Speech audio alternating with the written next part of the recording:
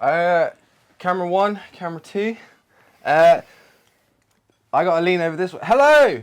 Welcome. Thank you, backers who decided to support the comic book. And you have backed the most amazing thing ever, which is the creators read-along, which is what you're now beginning to witness now, which is a fantastic thing. It's a cool thing. So myself, Harrison Perry, and Finn Clements, writers. We're the writers, we're the creators, and the producers behind the spectacular shape-shifting dinosaur comic book Project Monsters. Camera 2. Project Monsters. Camera 2 as well. Look at that. We're a very highly produced show. Hold on, back down to camera 1. Back to camera 1. So we're going to be reading through the comic. We're going to be doing all sorts of jazzy editing things, so you'll get the pages come up as well. And you can follow along. We're probably going to read a page, talk about it, its history, and just kind of give you guys a full work down of how the book was made whilst reading the story together. You are joining us at a time when the comic book isn't quite finished. So we're doing the best we can, and in post we will make sure that the full pages are there, but we will be reading from the script, so hopefully it doesn't change too much. Our colorist just sent us the most recent page about an hour ago, so we're getting there. Camera 2. Camera 2. Camera 2. Camera 1. So anyway, sit back, relax, smoke some weed, because we can do that because we're adults, and it's probably legal where you are because you're from the States, most likely. Camera 2. Camera 2. Back to camera 1. I like being able to do that. Anyway, so. Let's begin. This is Project Monsters, number 1, Lost Loves, the first of 6 issues. Hopefully, if you lovely backers keep deciding to back us. So, the cover. What do you want to say about the cover? Well, did we go through any other design ideas? Because the whole footprints, starting with dinosaurs going into human footprints. Says everything you need there. Yeah, I think, but we did. I mean, I was pretty nervous about putting that "not approved by Comicraft" logo. I'm still shitting my pants about that. I know, that's very funny. I think it's hilarious, and it looks cool. You didn't really need to put an ISBN on it, but that is a legit ISBN number. Also, we put the price at $6.99, which I think is a bit ambitious. But yeah, it's subject to change. No, so the cover. Well, the history of the cover, because really we're looking at the standard edition. We're not looking at the wraparound. So the wraparound was originally. So we can post up the on the edit of the video. Yeah. So the wraparound was originally the splash pages for 2 and 3, but then we just didn't. We changed it to the Tarb sequence, the dream sequence, and well, we'll come to that later. But basically, yeah. So this cover kind of came quite late into the production of the book, if I'm remembering rightly. Yeah, because we knew we left the cover till last. I think we wanted to know what the story was and what was actually in the contents of the book first before we actually set out on the cover, and then when we sort of stumbled in onto the wraparound variant cover. And then because that page 2 and 3 splash. Yeah. We knew we wanted that splash. Yeah. But we didn't know, we just kept working on different things and it just didn't really work out. Yeah, and I think, but the other thing was that this cover kind of works as a first panel, because this is Tarb having run off from the Lisbon mission and arriving in monster form, going into human form to go and meet Lucy Fox. So, but I quite liked this cover because I think we had 2 ideas, so that we get onto the back page, but that back page was another option we were going to use for the cover. But this was I just like this imagery of the footsteps, and I think, yeah, this is how can we sort of demonstrate the shape-shifting nature, but in this, I think it kind of, Tarb is very much not sure if he's if he's a monster or not, if he's a Yeah. human or not, and this is a nice way of showing that. It's like, it's imagine this beautiful beach scene with your perfect girlfriend, but then, you know, you're also kind of a monster. So I think, yeah, and then obviously the type and stuff, that was all Adobe fonts that I've got licenses to. So I think we used this 3 kind of core fonts in the book, and the logo I and denied around that for a long old time. Yeah, that was a long That was old really time. stressful, and there's lots of different versions of the logo, and I think this kind of slightly off kilter, slightly kind of, how would you say? It's almost like it's pulpy. Well, pulp is the main word. Yeah, Camera 2, yeah, pulp. pulp. Back to camera 1. Back to camera 1, pulp. Pulp. No, we wanted to create a pulpy book because like my favourite book is Elephant Men, Richard Starkey's Elephant Men, and I basically ripped him off a lot in the style and the kind of vibe and the whole kind of thing, and I think I just love that so much, that kind of pulpy vibe, and we a lot of the page references, the references we sent to Celso, the artist, were kind of 1950s styled pulp.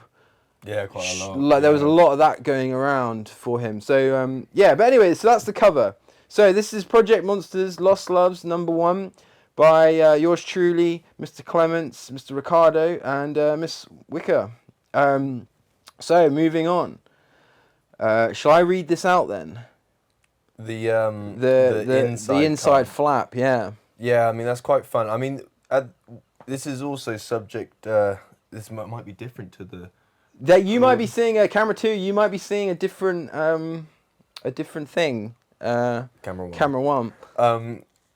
But this I snuck this in. It's a great idea. I didn't tell you about this, did I? I did it. And when I saw it, I was like, it's perfect. It sets the tone really nicely. It sets up more characters, more questions for the reader. Like, really fun. And I think what I liked about this page was like this theme of like Fallout. You know, of the game, you play on the terminals and you get that kind of sound effect. Like I wanted to live in that. I love that a lot. And I love that aesthetic, and I love LCD screens, like kind of glowy stuff. So I wanted to do all of that. And I like that these guys have their computer system. And it's kind of, I love doing this kind of retro, it's like anachronistic, I think is the word. It's like you're taking someone, you're in the future, but you're using old school technology. It's like Afro Samurai does it, which is another huge influence of mine. And it's like you want an older world with newer technology, and it kind of creates this kind of weird vibe that I love, which Fallout does really well. Yeah. I think Matrix as well. Matrix, another huge influence. Like I think, so yeah, and the whole thing with this is like I wanted people to be reading this, and they kind of have to like. It's something people might even think, oh, it's credits word, like I can skip it. But if you dig into it, you're like you get immediately the core conflict of the book, which is that San is like after Tarb. He's gunning for Tarb. He wants Tarb's position. And Fairy Godmother, who we don't know yet, won't meet her. We don't know San either. You don't even know San, yeah. So it's like she's kind of, you know, keeping the fight going, denying San what he wants so much. So yeah, and then obviously there's Emblem at the top right, which was really fun for us. So yeah, but that's the kind of inside flat page. So moving on. So should we read this? Like, it is a read along. Do you want to do the voices? Get in trouble. We can read them. We can, yeah. I'm really do you sorry. wanna... The laptop is being really slow. Oh, is it crashed? We'll be right back. I play the news anchor, the nameless news anchor, who I do want to like come back to at the beginning. Like, I think we should open every issue with the news anchor. Oh, really? Reporting on something, and I like the idea that the guys in the Hot Shots guys get on the news show, and they just like run riot and stuff, like lighting up joints, and I think that would be really fun. But yeah, okay, that's fine. All right. So I'll be Julie Moon. Okay, all right, and action. And the most recent ICIJ report goes as far as to show that these dinosaur troops have been deployed by Gensex in over 20 countries. The ICIJ likes to sell books, and this conspiracy of theirs is simply another example of that. But the evidence is... Dink! Miss Moon, there's no smoking in here. This is a new studio. And then Julie Moon, the snake. You and everyone watching along at home must understand these are conspiracy theories. There are absolutely, unequivocally no dinosaur troops. None of these. Boom, and then we would go into the splash. But do we want to talk about this first page at all? Of course. I mean, I love this page so much. I This think is- this page this was the might fir- be my favourite page. Brilliant. I'm not even lying. We I love we this page. peaked. We peaked. Because this was the very first. This was the page. So we tested. This was the script. This page we gave to a lot of the artists. That we ran through quite a Yeah, we Harlem of artists. We wanted to find the right collaborator. I Yeah. think. And it took a while because some people, everyone offered amazing stuff, but there's nothing. It wasn't as pulpy, and pulp was the key word. And also, I think when with Celso, the thing that happened was we said like new studio. The script was kind of bare, I think, in this description, and Celso just filled wowed the us. set. He just like filled the set, Yeah. and then obviously I think we tried a couple of colorists before Tanya, and Tanya did the same thing. Like this looks like a film. Yeah. Right, like what we wanted was a filmic vibe and a filmic tone. So you're watching like, you know, kind of a pulpy film. That's really what, and if anyone at Netflix is watching, camera 1, camera 2, give me a call or Finn a call on 1-800, call me now, please. Mate, that's my number. Would like this to be a show.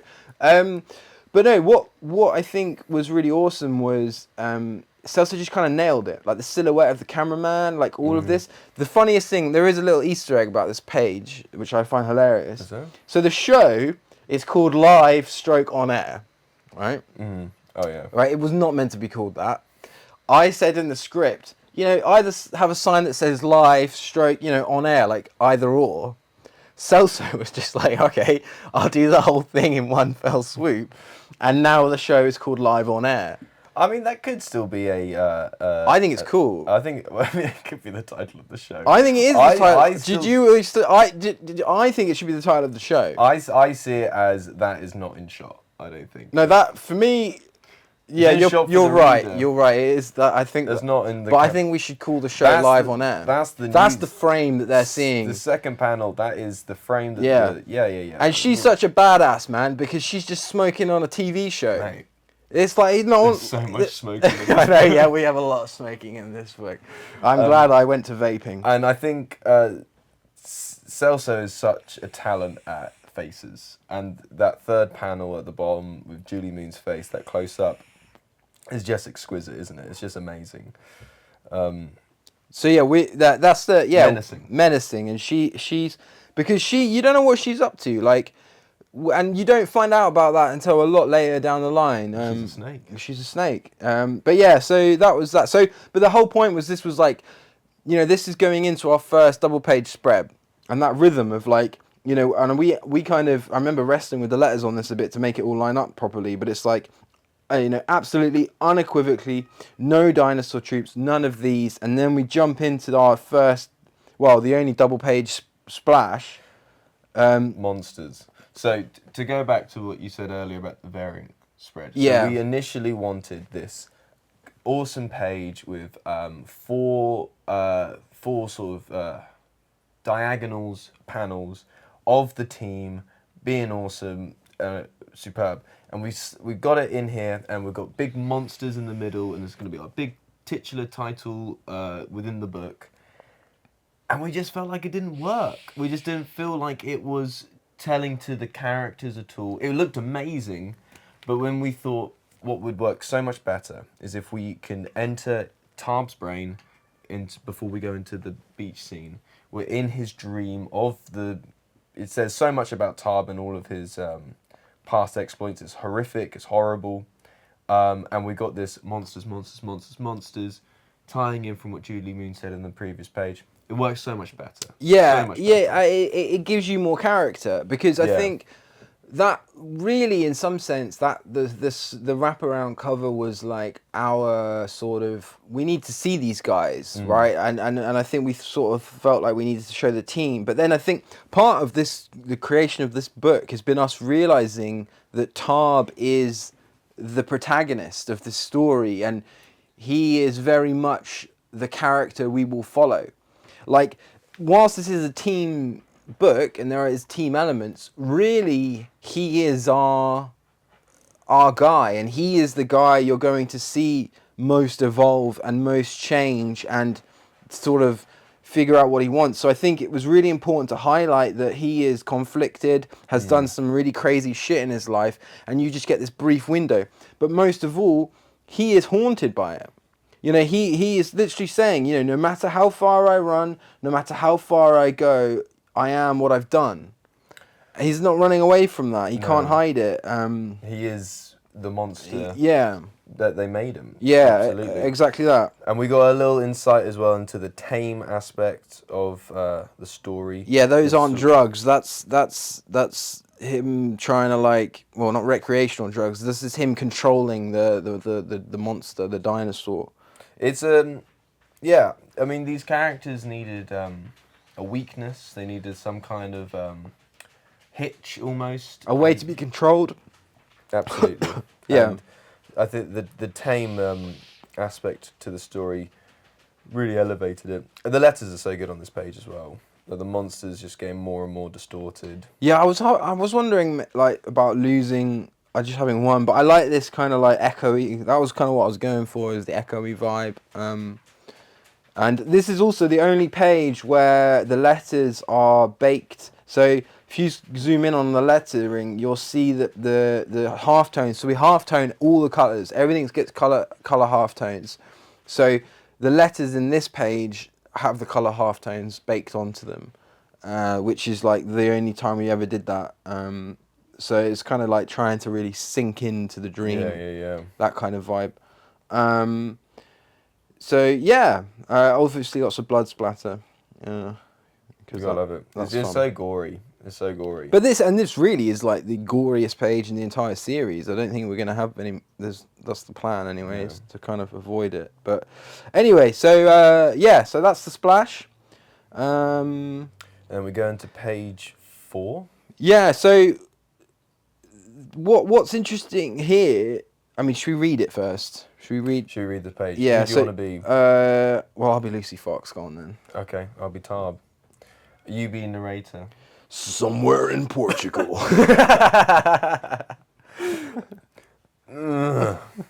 Tarb. Bad dreams. Everything I wish I could forget. That's a pulpy line. Yeah, that's very pulp. You don't want to forget what made you. Why not? And then I'm narrator. Oh yeah, no, You got to do the narration for Tarb, yeah. Yeah. I don't understand why she would risk her neck just to see me. Because you wouldn't appreciate how far you've come, silly. I should add as a silly, but no. I don't deserve her. Right, well, We can. we should do an audible, man.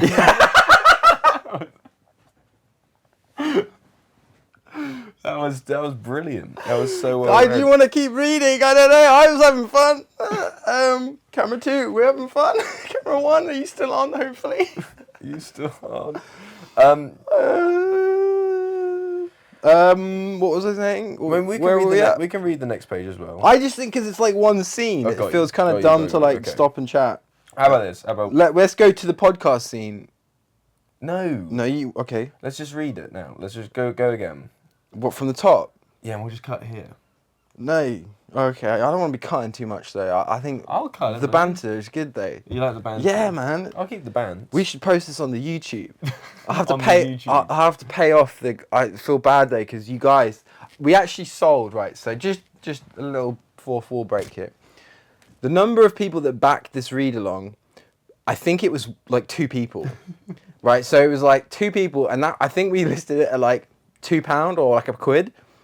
So the level of quality you guys are getting for your money, I would say, is I mean, if we were billing this at a production studio rate for like 4 hours of video recording, mine and yours time, like then the edit, it's probably like a 200, 500 pound day, right? So you guys are getting some good, this is good money. So I think it might be justified if we go public with this, or at least, you know, put it out there as a show or something. Do you not want to do that? We can talk about it later. All right, we'll talk about unlisted. But that's how I was going to distribute this, as YouTube unlisted link. Oh, really? Yeah, because I didn't know how else to distribute it. What do you guys think? Give us a ring. But no, seriously, right? Do you want to go? Why do you want to go from the top? We've read that page. Oh, I just felt like that was a bad read. There was a great read. Okay, fine. Okay. All right, so we can. I don't deserve her. And you go on to the next page. Oh, okay. We can run, Tob. We could go to Mars. There's no running, Lucy. You really believe that? I'm a monster. I'm Gen 6 property. Oh, you missed Generation. Truth is. Oh, That was sorry. my fault. I was a bit hasty on the read there. There's no running, Lucy. Truth is, she could leave. She could leave. You really believe that? I'm a monster. I'm Gen 6 property. Boom! Darb as the commander. Maybe if I kiss you, you'll turn into a prince. Boom. Lucy Fox as The spy. they wouldn't chase her. But as long as she stays with me. Looks like a double space in that. I need to fix that. Right, before we go on to the next page, because the page, I think let's talk about these pages. Yeah, okay. Brilliant. It's great. It's fantastic. We meet Lucy Fox. His one pull to humanity, almost. His life, I guess. Yeah, I mean, like, because, yeah. Like, he's risking everything for her to be here. He's just run off from a mission and to go and be with her. And I think, like, we're showing you the kind of the morning after, and I love in that middle panel on that first page with Tarb just grinning. Like, it's so funny. But yeah, like, you can kind of see the night before, like, these guys are having fun and everything. But then the whole point is we allude to very, I don't know if you call this subtle, but like, she's the spy.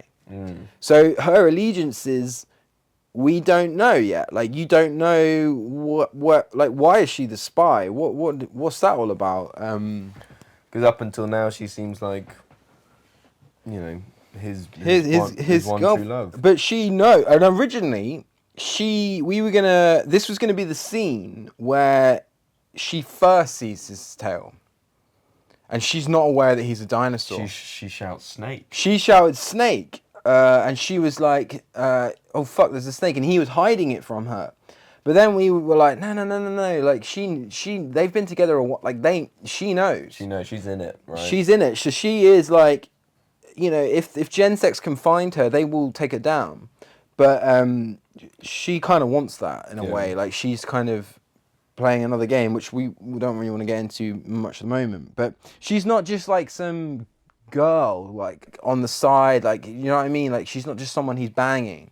It's like, no, this is someone that's like playing him as much as, or as little as you think. You know, there is there's more to it that meets the eye. Absolutely, yeah. And yeah, and obviously on that last on that page we have the tail. Yeah, the little sneaky peek before the page term. It's on page 5, I guess. Yeah, yeah, we can't keep count. It's funny. Yeah, the little peek of the tail into the next. And also, I would just like to say 2 things about this, right? One, Tanya nailed the lighting in this. Like, crushed it. Like, I love that morning light. That morning, she just smashed it. And 2, look how well Celso draws fabric. Like, what the fuck? Yeah. How do you do that? There's something, obviously, like, the expressions and everything are fucking amazing. But, like, the point is I don't know how you draw fabric like that. It's just so good. And then Tiny's gone in and shaded it all. It just looks gorgeous. This looks incredible. this top-down shot with the ceiling fan as well. I love my ceiling fans. I'm obsessed with them. Everything I write has a ceiling fan in it. In the Smoking and ceiling yes. fan. When I moved into a flat once, I was like, "Can you put some ceiling fans in?" To the landlord. What the fuck are you doing? Yeah. So I love ceiling fans. I love cigarettes, even though I'm trying to quit. But as like a writing tool, they're so good. Yeah, aren't they? it's pulp as well. Yeah. So much expression as well. But we got the little peak of the tail, and we're heading straight into To the fucking splash page. Go on. Tom! You're quick! You're turning! Thwack! She's as dead as the dinosaur. Yeah, so they wouldn't chase her, but as long as she stays with me, she's as dead as the dinosaur. So, Everyone we've shown this page to. They like this page. They love this page. Yeah. They love the thwack. They love... Your lettering is out of this world. So good. And I think this tale, you really start to get the sense of what these dinosaurs can be. Because we don't show full dino. We never go full We dino. don't know. That's the rule of the comic, is we do full dino like once. Yeah. The whole series, it's like, it's once. Yeah. And so Tarb getting stuck down here, it's quite menacing. It's fucking scary. Like, and I think that's the thing, is that this sort of, which we see in later on in the book with Steggy, but it's like, you know, I think in some sense they're scared of themselves. These guys, they're like, it's not like fun. It's like something to be feared. This power they've been imbued with. Like, I think that's probably one of my bigger critiques of. I think maybe Hulk kind of, you get that sense, and he's like, he kind of hates himself a little bit. And I think we kind of wanted to create sort of they're not superheroes. Like, then they're just kind of like, I don't know. There's no... Like vigilante for hire almost. Yeah, They're like mercenaries. they're mercs. I mean, that's what it is. The Genseks send them around to just do the Genseks bidding, and they kind of they're like, okay, fine. There's a lot of Jurassic Park in this. There really is, but it's like, yeah. So yeah, then we go on to page 8, I believe. 5. Yeah, so this is us playing around with pop-outs. 7. We had more pop-outs before, and we got rid of some, didn't we? Yeah, I mean, they're hard to write. I think. I'm glad we left one in. I like this one, because it's like, I don't know. I almost wanted, we should have done like more polka dots in the back. I think talk about cell shading. It works there. Oh, hold on, should we read it first? Yeah. I'm sorry. Just go. I'm better than this. She deserves better than this. And then we lost the narration for Lucy Fox, didn't we? Yeah, so the rest of the page, we did have this... Which you can see in the Kickstarter. It's live on air. Camera on. There are these, narration of Lucy Fox's inner monologue. But we decided not to include it. We didn't... Well, I think focusing the book on Tarb was what we decided was the right way to go. And also, when I was reading the narration, I was like, the pages kind of tell you everything you need to know. Like, she's standing at the door, looking out at him, and she's like sad, right? Like, well, you just need to know is that she's sad. But I think even in that last expression... Show, don't tell. Yeah, show, don't tell. Camera 2, show, don't tell. Camera 1, show... Don't tell. Never. Actually, that's bullshit. You can tell sometimes. Like, if people say don't tell all the time, a good tell can save you a lot of time. It really can, and it can be really powerful. George R.R. Martin, as God rest his soul. Is he dead? When this goes out, it's like, oh. But no, he has this thing, right, where you can. I think it's, maybe I'm misquoting him, but it's this idea: if you have a character lying to another character, sometimes rather than saying he said, you can just say he lied. And it's really effective. Oh, really? It kind of like, you're like, what the fuck? Like, and that's, you're telling, right? You're not showing the lie. You're saying to the reader, he's lying. And in using that sparingly is incredibly powerful. But what happens is I think show don't tell really comes down to like prose or descriptions or things like he was sad, very sad. He didn't know how sad he was, rather than saying he was crying and rocking back and forth. Like there's ways of using it so it's powerful. But I think especially in comics and in film, using your actors and your environments and your lighting to describe feeling and emotion is way better. Is way better, Yeah, and it's subconscious even. So I think we had all this narration in there, and it was just like we don't need it. Just she's just like, I remember when I first saw his tail, and it's just like it's just kind of, I don't know, it's just not necessary. And I think what we got here instead is great, and then also this kind of James Bondy vibe. It's weird. People were referencing that. What, this shot here? Yeah, like it's very Daniel Craig, like Pierce brother. It looks like Archer a bit there. It's awesome. It's so good. And he's got all these fish. So Celso, that was not in the script. So on this panel with all the fish, we did not put that in the script. Celso was like, I think we might have said something like fish. I can't remember, but he put like sharks and like Nemo in there. It was crazy. I was thinking that he goes into that like current that they find. Yeah, like the turtles. Yeah. Oh, that's funny. But yeah, like so Celso just kind of had a blast with this, and I think it kind of came out, and you got to see the claw and the leg is turning, so he needs to get home or back to Gensex. And now we're gonna go into arguably the best page. So. Yeah, these next pages. What do we say about these? What do we say about these? Well, should we read them first? We can basically just. This is what we're doing now. Which one would you like to be? I think I should probably play Harold. Yeah, you can. Phineas. So, Hot Shots of Truth podcast studio.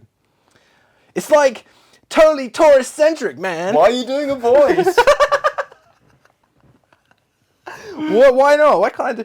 So you want me to just do my normal voice? Well, do you think Harold is different to? Yeah, I think he's like this, man. He's kind of I don't know, man. Oh man.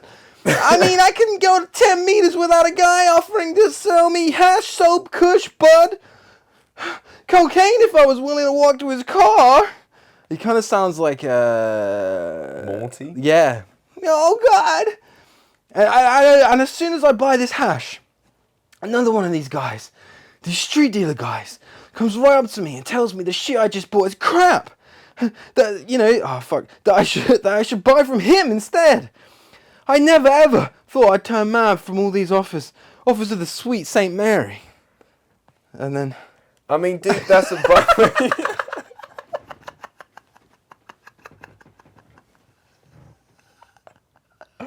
Come on. I mean, dude, that's a bummer. You felt that way, but. What about what I asked you? What was that? If you made it to the alleged dino drop point. Oh, did I ever? Damn near close to total loss of my guts. Finn doesn't like that line. That's probably changed. That's probably changed. I see their leader, right? The Tarbosaurus? You know it. And I see him. He's shifting, man. He's turning his left hand into a turbo claw. He looks like all the 3D models I've ever seen. All the fossils. It's the real Tarbo deal. And I'm there. I'm waiting, man. Waiting so hard. Making myself small. Hiding my camera. Tucked behind some damn Lisboa garbage bin. When I see it, man. Really see it. Harold, dude, you're tweaking, man. Spit it out. Phineas, man. I see him. I see this Tarbo leader guy. With his newly formed claw hand. Scratch his human ass. Brilliant. Absolutely brilliant. We got there. So I think enough said. We these pages were like, we wanted to have a conspiracy theorist radio show, right? Like that. I don't even know where these came from. I know exactly what this What came happened? From. So, funnily enough, you know how we were just having that discussion about show don't tell. This is where we tell. Yeah. These guys are our expositions. It's like Basil Expedition in Austin Powers. just the guys who know everything and are just saying it how it is. And we thought, how could we, how could we splice this into the comic? How could we get this sort of character that is giving the reader the information that they require? We thought podcast. Yeah, I think, and we had a podcast. We do have a podcast if you want to check it out. But Finn and I wrote a sitcom script, a pilot show, for called Hot Shots. And it's about these guys that run a pool hall called Hot Shots, and the pool hall's going under. And so we had this kind of name, Hot Shots, and we'd done a show. We read the script out on the podcast. We did the telly read. So we were like, all right, we folded in that idea. Because obviously that show never got picked up because, well, I didn't send it to anyone. I don't know anyone to send to. But so basically, yeah, we were like, all right, let's just do this Hot Shots thing. And then obviously stoners, like that's fake, whatever, like of course we're going to do that. But then I think what was really fun was that what you're saying, that realization is like, oh, these guys, like everyone thinks they're conspiracy, no one believes them, but they're like dead on. Everything they say is like perfectly correct.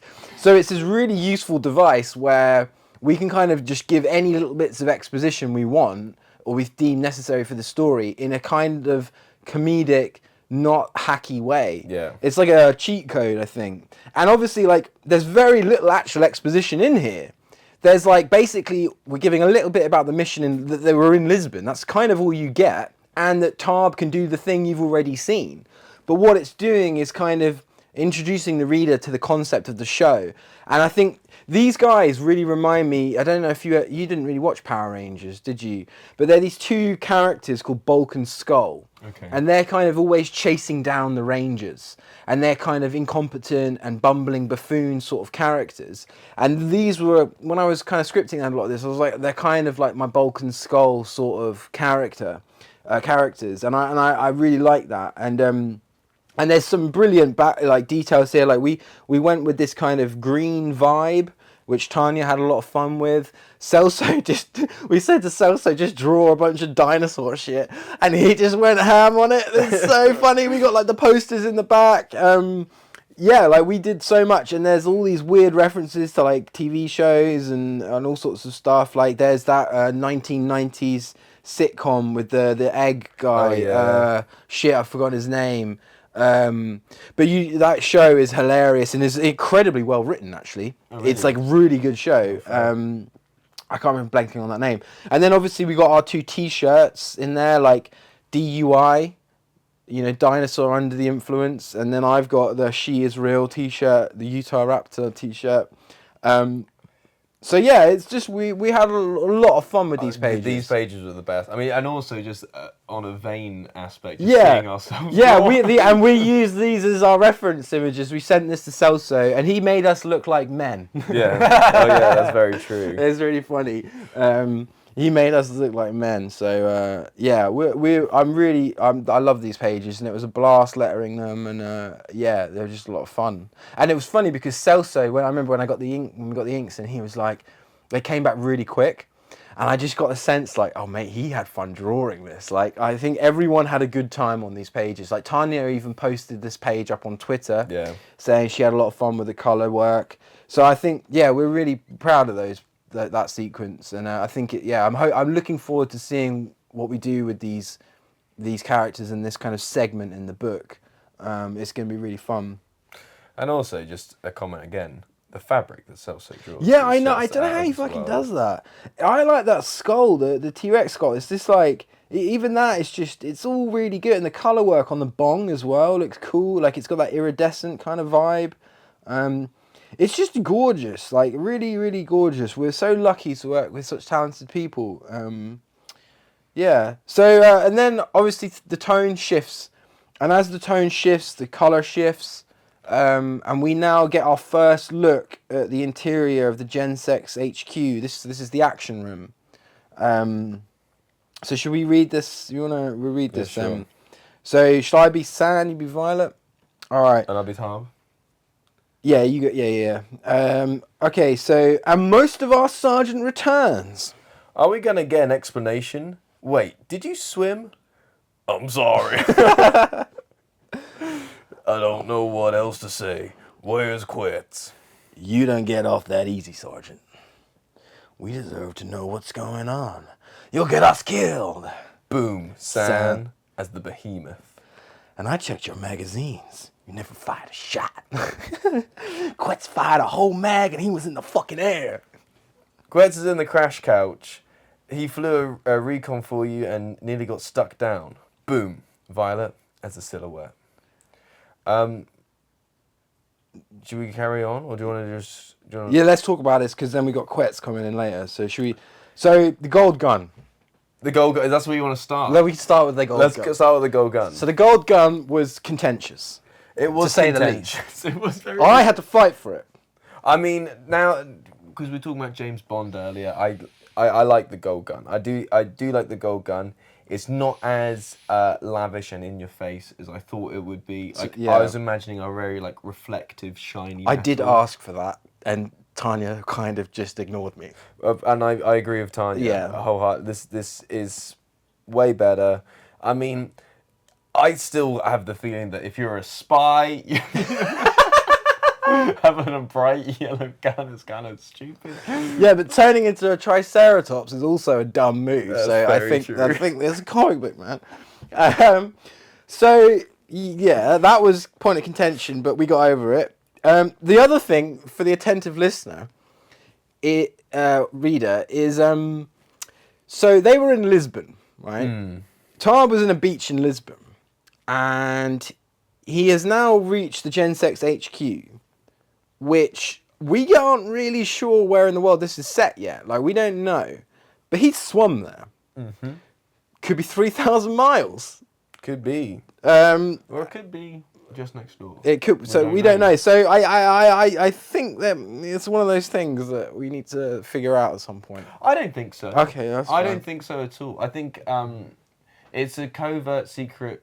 Based somewhere Based that's somewhere. swimmable distance to Lisbon. Yeah, we For a T-Rex enhanced we've always human, imagined- 'cause Tarbosaurus enhanced human, yeah. we did have the scene initially where Tarb like shows up on the shore, doesn't he?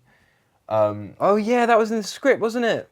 And or then was that Quetz? no, because no, that was Tar because we were going to do an establishing shot, I think, of the Gensex HQ because we don't really do any establishing shots of And I don't like that. I think we should be in Gensex. yeah. You never see the outside of it. Yeah. It's like a completely interior space, like, you know. Yeah, I like that as well. It's kind of like, it could be Windowless. underground. Like, if you did an establishing shot of it, it might be a hill.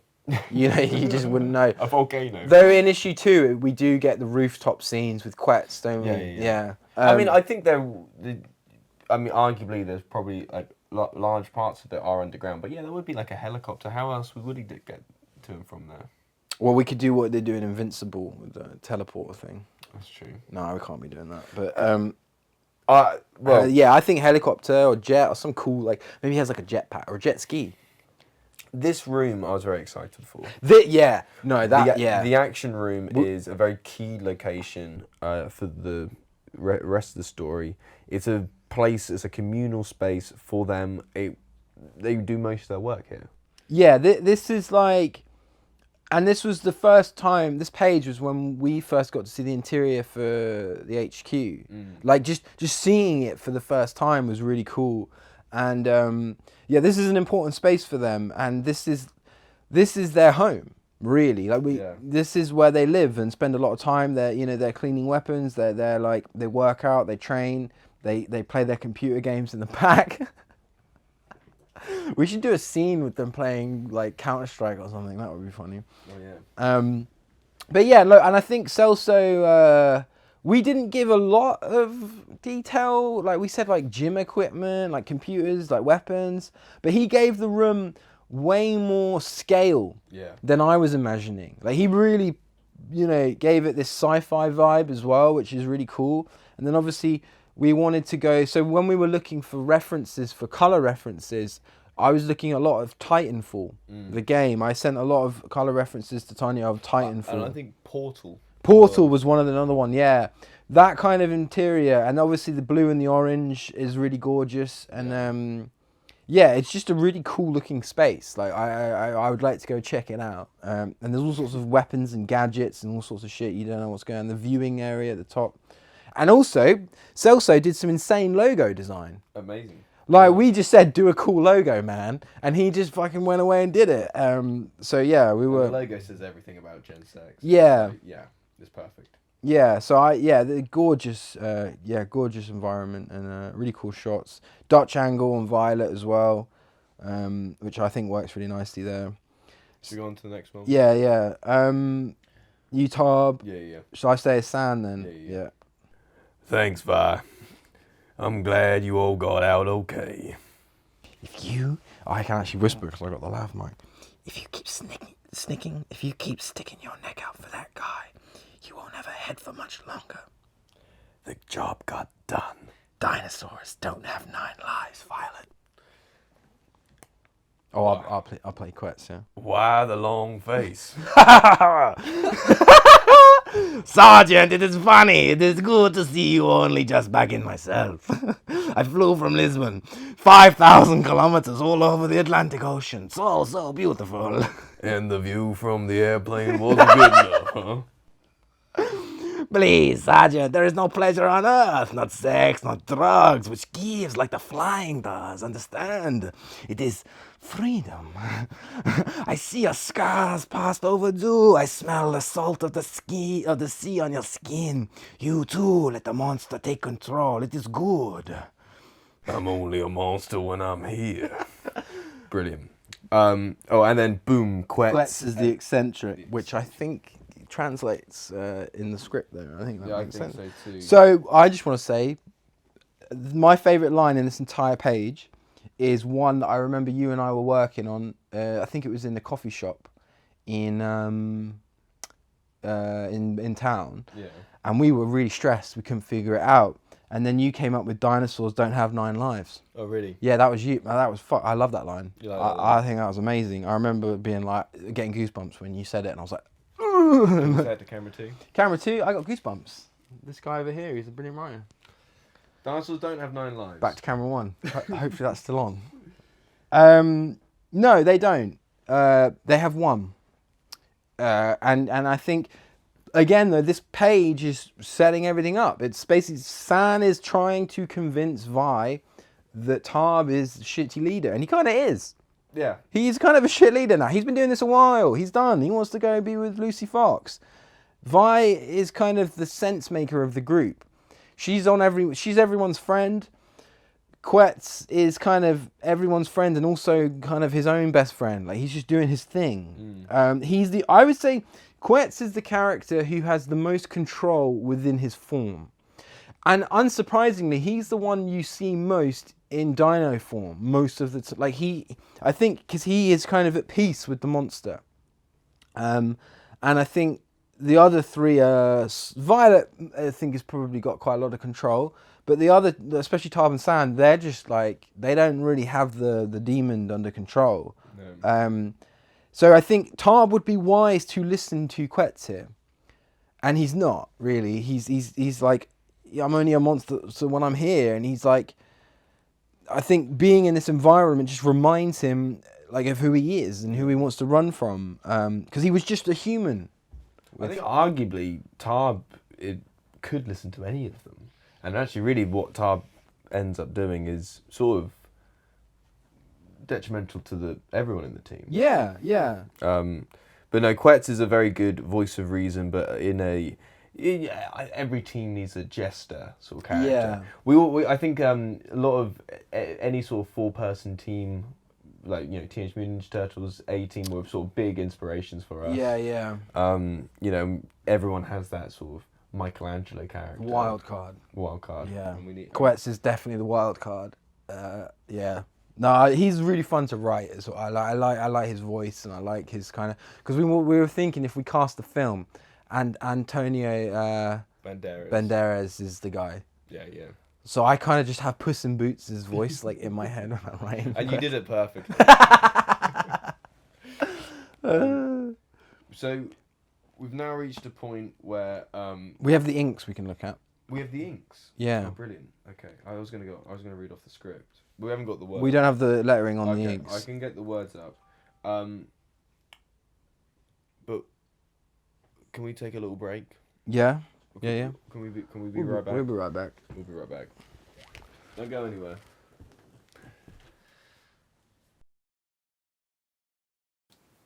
You're backlit now, though. Ah, it doesn't matter. Oh, for fuck's sake. This isn't recording. Are we recording? Camera 2? Camera 2? Camera 2?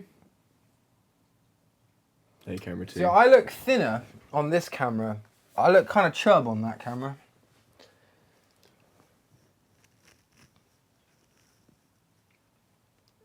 I'm not going to confirm or deny. Well, I'd rather you just denied and said, no, Harrison, you're skinny. That would be better. But then I'd be lying. You hear that, folks? You hear that? Right. Sorry, we just had a short commercial break. Yeah, Finn needed a poo. I did, and I needed some food after that. Do you want to pull in on that shot, that wide shot? I feel like tighter. It's closer than it was last time, Is I'm it? pretty sure. It's quite, when I was watching it back, it's quite wide. This is a nice shot. This is a friendly shot. That seems kind of dark and gloomy. I think we should bump the ISO up. You go ahead. All right. We'll be right back. Can I do it whilst I'm shooting? I don't know. Oh, you can. Look, there you go. So it's going to get a bit noisy. 1800. I'll turn that light off. 1800. No, 800, sorry. That doesn't look grainy. Oh, it does look a bit blurry. A bit noisy.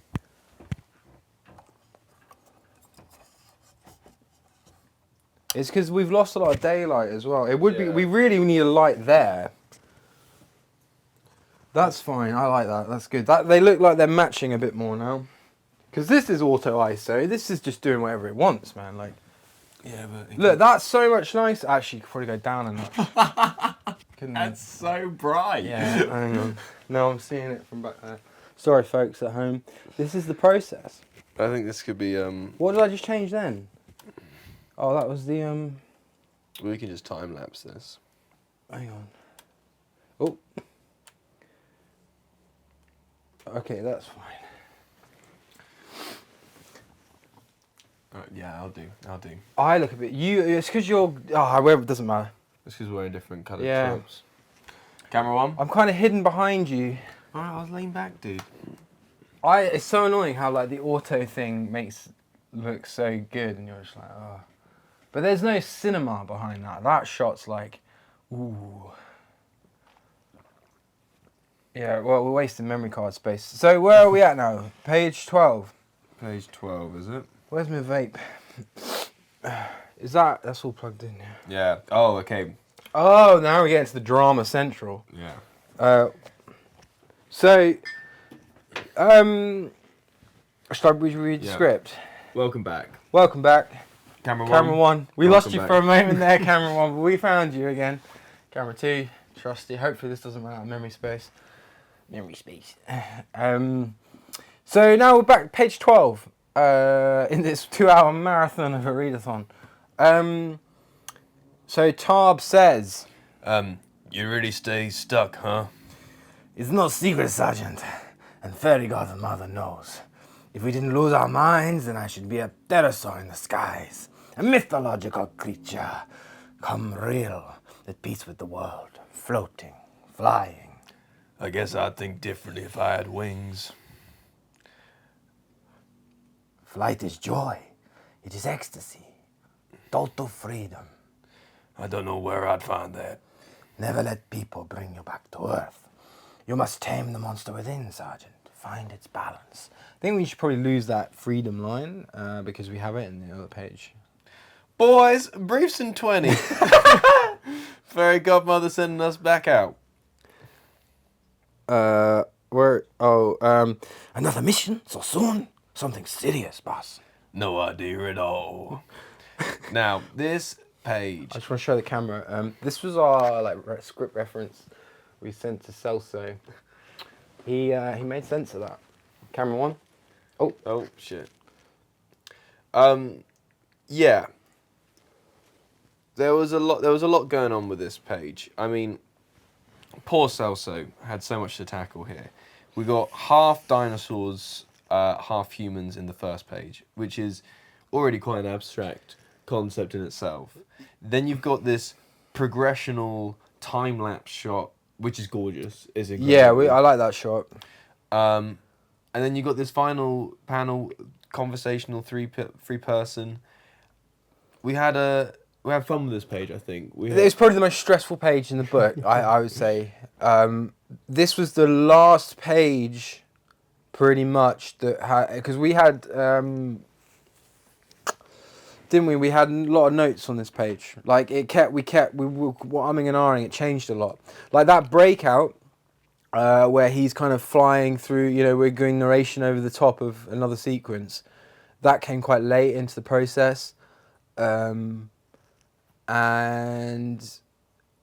we and ahed about the shot, the half face, half dinosaur, half human face for Tarb.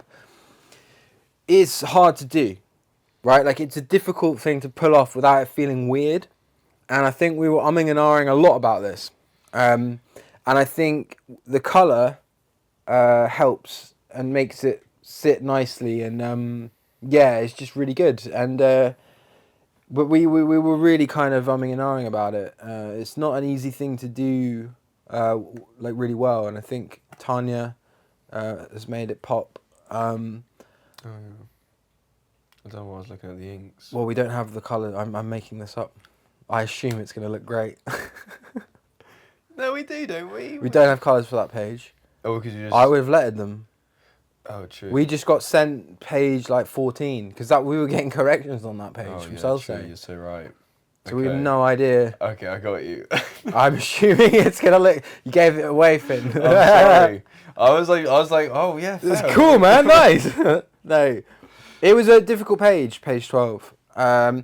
And we were playing around with loads of ideas for different shots. Like there was loads of things we were going to do with it, but we just Yeah, the dialogue changed quite a bit with this as well. But I think Quetz's character of being this, the one guy who's free, like you said, the person who's got his most control of his dinosaur form, who embraces the monster. It says a lot. It tells a lot about Quetz. It's beautiful. And then obviously Vi's coming in and is, she's that now, and also the thing that is happening throughout the scene that is really in the background of the scene is they're getting their tame. And we don't talk about that. Like it just happens, right? Like they're in these crash couches, which is where if you've kind of become stuck down, you kind of crash out there and you get locked in with the tame. And that's showing. We're not really saying anything about that. We're just sort of happening. And they're discussing, life, because this tame sequence is a matter of fact to them. It's part of their life when they fuck around and they don't get their tame in time. So yeah, this is that's a whole thing going on in the background. But they've obviously just come back from a mission, and then we go quite quickly back into the actual narrative. Yeah, I love this page. I love this page so much. It's so good. I love the fucking strip. It's so cool. The pin-up strip. And this is the first time we really have the group all together in the book, isn't it? Yeah. So page 13. So do Fairy Godmother. Oh, do I? Gen 6's data goblins have already used the data on the drive found in Lisbon to pinpoint our next location. Here is the insertion point. It is a subsurface facility. What we're hoping to find is there. And what exactly are we searching for, Fairy Godmother? Just give her a second, Lieutenant. Let's not start talking about rank. Keep the peace for briefing, guys. Peace and Tarb are like salt and shit. They make no sense together. We are not, at this point, certain, San. But we know it's submerged. Think of this as a scouting mission. Quetz will be in the air and you other three will be in the submarine. When ready, he'll make a dive and join you in the submarine. I mean, incredible. I think this is like, I don't know, it's just kind of like bang, bang, bang, bang, bang. You know, We're seeing more of the team and their dynamic. We're learning more about Julie Moon. We're learning more about Fairy Godmother. We're learning about the sort of how this all works. yeah.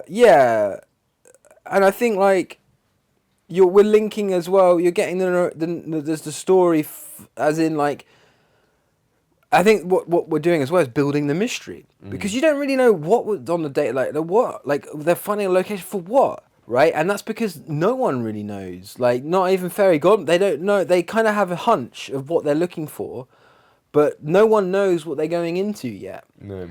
And I think that was, that was the main thing. Is like,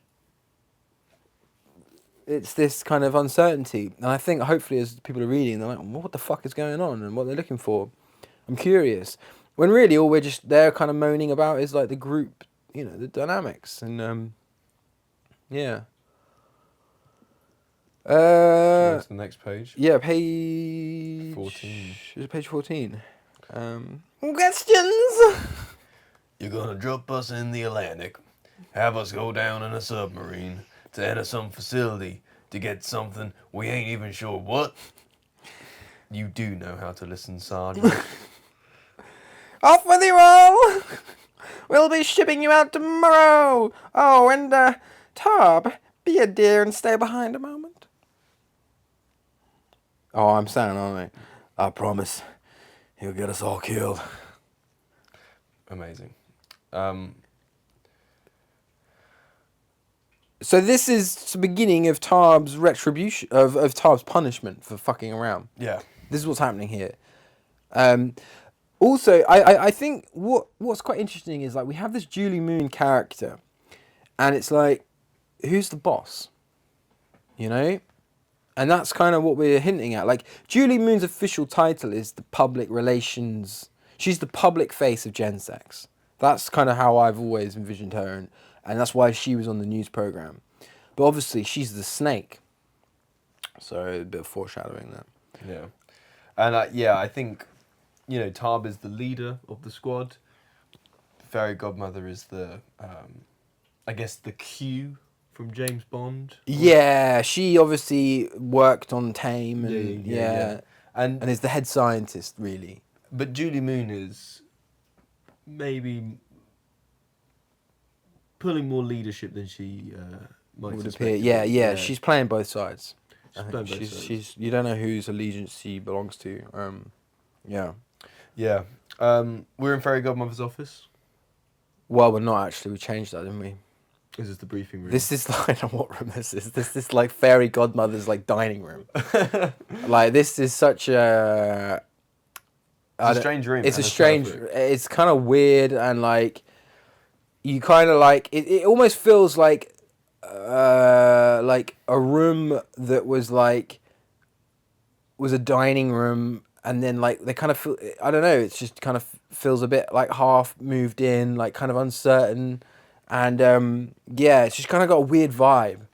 Yeah, but I think that kind of fits in with Fairy Godmother as a character. She kind of doesn't really fit in this sort of very sterile sci-fi. No, and place. there's wood, and it's very different to the other interiors of the Gen Sex HQ. Which is what we wanted. Yeah, for sure. So. Oh, this is so funny. This next page, I think this makes me laugh so much. You want to chew me out, huh? Not quite, Tob. Nearly getting stuck down. It's unprofessional. Which means, I'm afraid, you're due to visit an old friend. That's not my friend anymore. There's not a lot of dialogue on this page, is there? No, it's not a lot. But I think Fairy Godmother's movements, the way the conversation, she comes down onto his level, starts talking to him. It says a lot about their relationship. I think, for me, what I love most about this is just it's fucking weird. Like, Tab kind of like picking his teeth with his dinosaur, that's kind of just strange. And then he's like kind of knew this was going to happen, but kind of also knows that he's in some sense untouchable because they need him, right? But also her just like wrestling with this chair is just so funny and weird, and like I can just see it, you know. I just see this like this kind of like strange, like she's trying to do this cool power play, but she's kind of a frail old woman who like can't really move a chair, and it's just so funny. I just love it. And but what's about to happen is pretty fucking scary, and is really the consequence of Tarb's actions if he doesn't, you know, do what he's told. This can happen to you. So now we go back into this sci-fi world as well. What are we? It's page 16. Yep. So shall I? Are we? I've always held you in the highest regard, Sergeant Tarb. Of the initial volunteers, you were the most courageous. I feel like there's a but coming. And if that courage keeps driving you closer to... Don't. I hope so, Sergeant. Because I can't afford to have another one of my soldiers losing motivation and getting themselves stuck down. My fear is you have forgotten what it means to be human. You sound like someone. I don't know, what is that voice? Is it Dr. Evil? Is that another Austin Powers voice you're doing? I don't know, maybe. $1 million. $1 million! I mean, what a page. No, this was a cool page. I love corridors, liminal spaces. Yeah, it's the walk talk. Yeah, the walk and talk. I love a good walk and talk. You can't beat it. We did have some arguments about this page, didn't we? I didn't want... You won in the end. Because you kept the bottom blank. Oh, yeah. I wanted the hatch behind her arm on that lower panel, but Finn was like, nah. So we went with it the other way. We'll see who's right. You decide. Tell us. I think it's... You gave a convincing argument, so I went with it, yeah. Yeah, it's a comic book style. Yeah. And it's something that we haven't incorporated much. And Celso left it blank, and I thought... You went with Celso's... I think, you know... yeah, it's great. The interior in the first panel, though, was just absolutely wild, isn't it? Just I don't know how he does it. Like, he just kind of makes it up. I don't know. It's cool. It's great. And it kind of nailed it. And yeah, I mean, but what we're leading up to, though, is crazy, right? Like, it's a weird thing, this next page. So we have another cool pin-up splash on page 17. So I've got a line here. Nothing's worth this, Tab. Not power nor love. It's just... And it's like, boom. So poetic. And yeah, we see Steggy. So this really is like homage city to Elephant Men.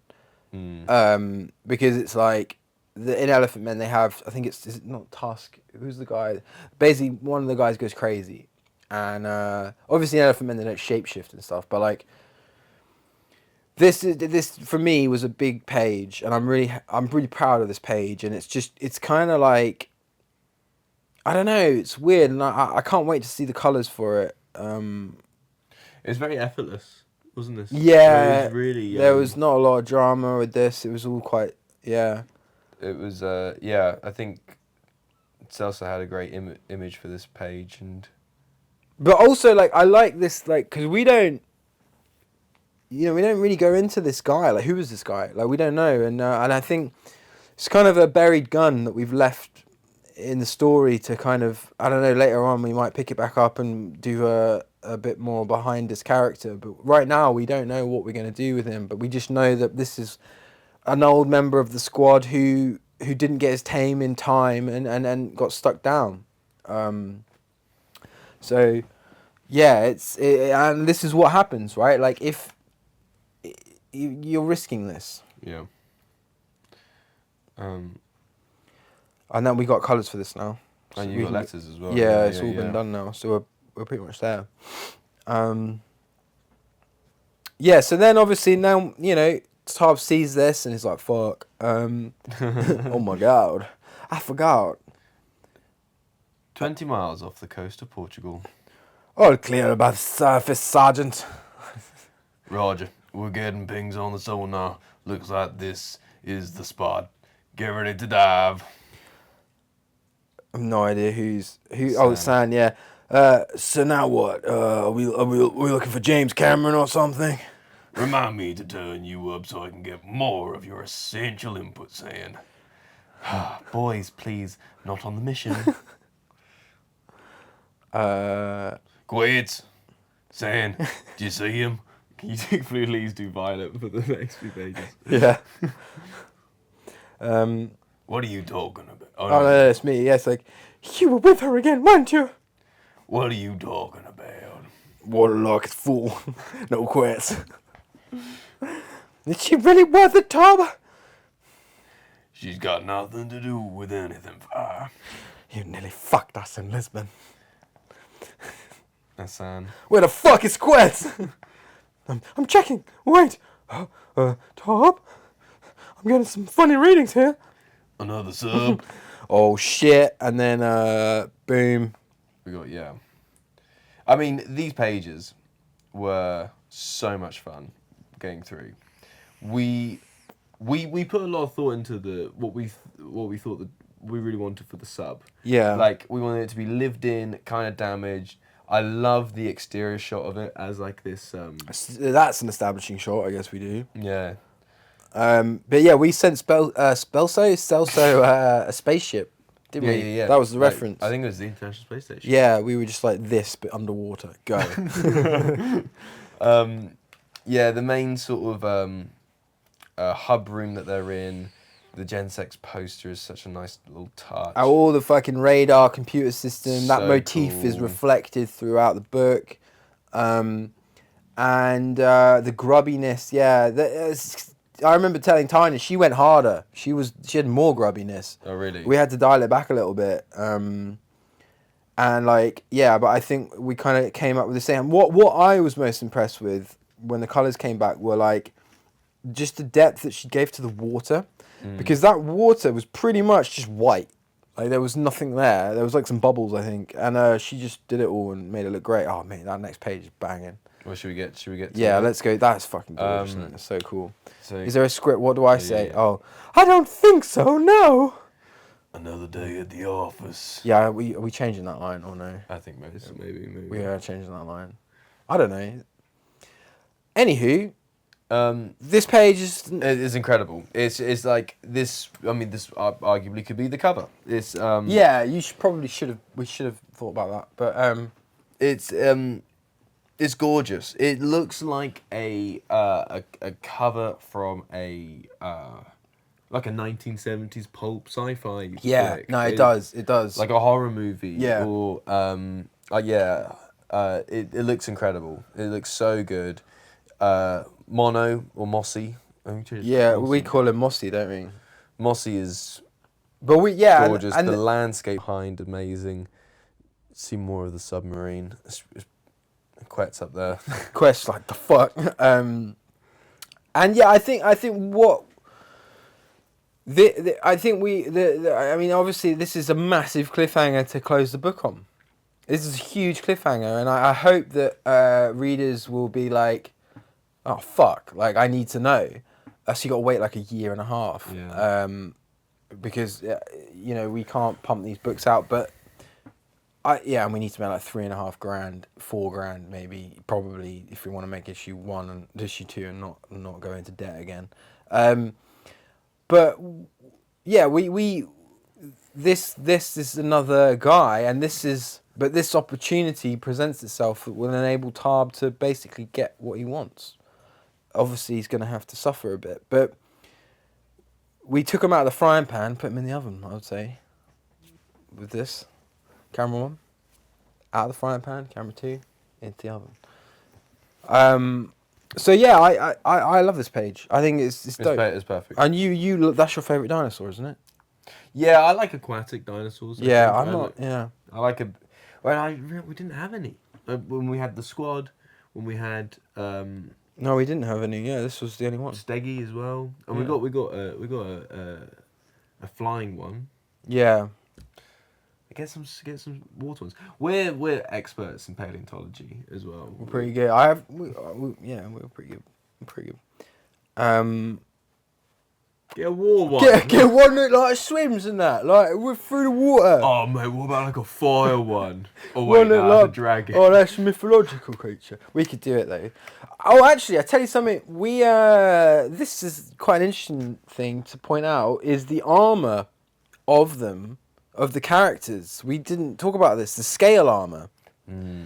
That came really late into the design, the costume design. Really late in the design, but I think it was quite an initial idea that we had this. Yeah, because of the Hulk shorts issue. Yeah.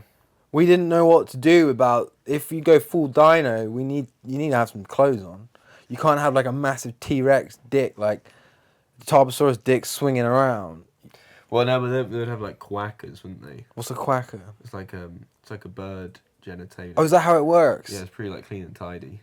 I didn't know that. I assumed that she's a massive. Well, no, they evolved from birds, right? No, birds evolved from That's them. what I mean. Yeah. So they'd have like a quacker situation. You piss and shit out of the same hole. That's rough. We should do a scene on that. That should be a Hot Shots. Or if you fund us. Back us, you can see some weird shit. But yeah, no. So but the scale armor was something that like we had to kind of really figure out, and like it kind of feels like a simple idea, but it wasn't. It was kind of like awkward, and we had to really kind of think about it. And I think that those pages that they have a weird that shot of Quetz flying over the thing is just weird. It's like a weird shot. Because he kind of it's just like a strange looking guy. Like a human head and dinosaur body. It just is it's weird. And I think part of this book as well has been creating these like weird shots, these weird images, which I'm really chuffed with. And then last but not least, I guess we've got the back page. Oh yeah, I mean this was a contender for another. This was going to be the cover at one point. It really was. And then this is the Monster Squad insignia. I think it's so fucking cool. It's just so cool. I love this so much. And Celso's signature on the bottom looks dope as fuck. It just looks great. And we've got some ideas around that, which we don't have to go into. But we're really chuffed with this. So that's the director's read through. Yeah, I mean, we did it. Issue 1. Do you have any questions? When's issue 2 coming out? I want to finish. Issue 2 will be out momentarily I hope so. in the near future. I'm scared though because we have 50 backers. Like thank you guys, but most of the money came from friends and family. I spent £2,000 of my own cash on this comic book. Probably more than that. It would be nice to not have to do that again, but if needs must. Don't have any children. This is my baby, you see.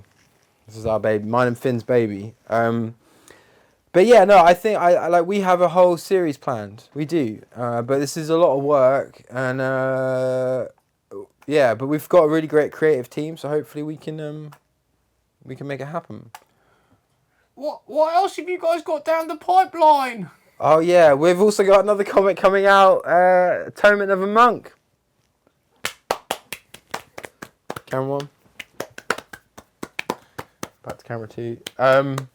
So yeah, check that out. That's live on Kickstarter now.